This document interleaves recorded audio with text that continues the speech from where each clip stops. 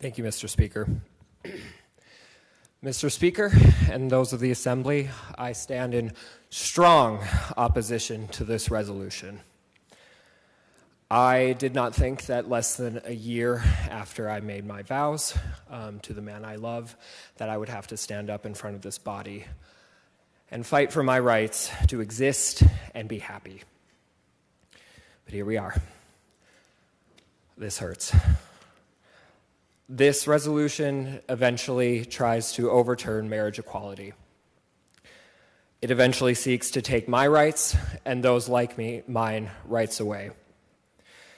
Rights such as tax incentives, property rights, parental rights, benefits that we give spouses of those in the military, benefits that we give spouses in private business as well. But honestly, the right that I think hits hardest is the end-of-life rights. I cannot imagine my husband at the end of his road in his hospital bed dying, and I would have no rights to any decision-making on how that moves forward. I would not even be guaranteed to be in the same hospital room as him. I would have less rights than a complete stranger. And that's devastating. I get the argument of you can call it whatever you want. You'd call it a civil union. It doesn't have to be marriage. But there are two things wrong with that. First, in this state, that's never been an option. And honestly, if this goes to the end goal of where it wants to be, I don't think it'll be an option after that. And secondly, I don't go into your church or your home and force you to relabel your relationship just because I don't agree with it. I would ask the same in return, especially because the way that you label that your relationship does not affect me, as mine doesn't affect you. Religion and spirituality are such deeply, deeply personal things. Every single person in this room has a unique perspective when it comes to their Creator.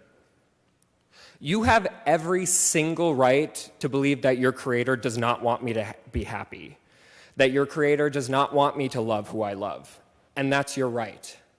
But I also have every right to know that my God loves me for who I am.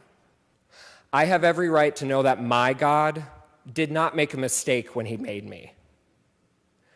We keep talking about religious freedoms in this body. I would just ask that the same respect be shown to me and many others that think like me as well. I do realize that this is just a resolution, but this resolution is a message. It's a message to the world that North Dakota, if you're like me, you're not welcome here. If you don't conform to the ideas that we have about creating a family, you're not welcome here. That's not North Dakota nice. That's not even Christian-like. It was said a few days ago in this body, on this floor, that a Christian state would be open and accepting. This doesn't feel very open and accepting. Stripping my rights away does not feel very open and accepting. I have lived in this state for most of my entire life. I was born here. I grew up here. I'm a North Dakotan through and through. This resolution has made me feel the most unwelcome that I ever had in this state, and it truly does hurt. I urge a no vote. Thank you.